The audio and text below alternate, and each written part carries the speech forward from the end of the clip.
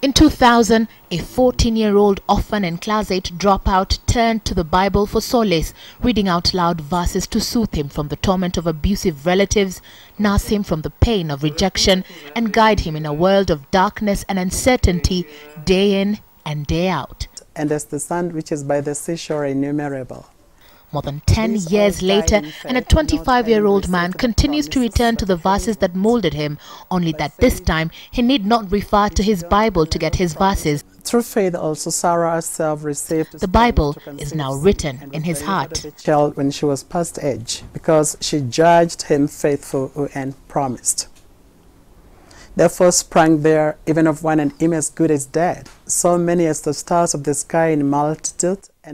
This is how we meet Gideon Busu, through a flawless recitation of verses we choose for him. And you as he quickened who were dead in trespasses and sins, wherein in time past you worked according to the course of this world, according to the prince of the power of the air, the spirit. Gideon choosing to read us entire chapters instead, in what he says is a better understanding of the Bible than individual verses. As should not be made perfect. Therefore, I also... You want to continue chapter 12? Yeah. Wow, no, that's enough. Talking through the words he has so skillfully mastered. It is Jesus that died. Yeah, rather that is risen again. Mastery he has taken across the country, especially in schools, where he seeks to motivate young children who could be facing challenges such as those he went through. Christ shall tribulation And inspire he does. I have been out of school for 3 years, but it is quite a challenge that these young men spent 10 years out. We ask him why. I sought to seek God in his word, to know it by heart. Gideon is an inspiration to his new family that took him in after both of his parents died and his relatives abandoned him.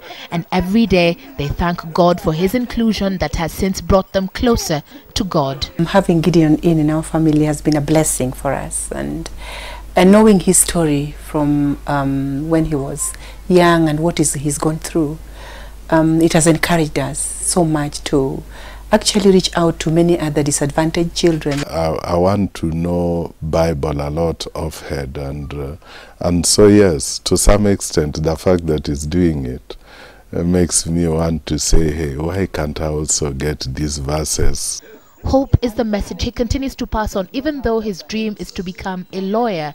My chosen career being law, I would want to read the Bible more, because law is about administration of justice, and I think that the Bible is the best tool when it comes to the administration of justice. Was not found because God had translated him.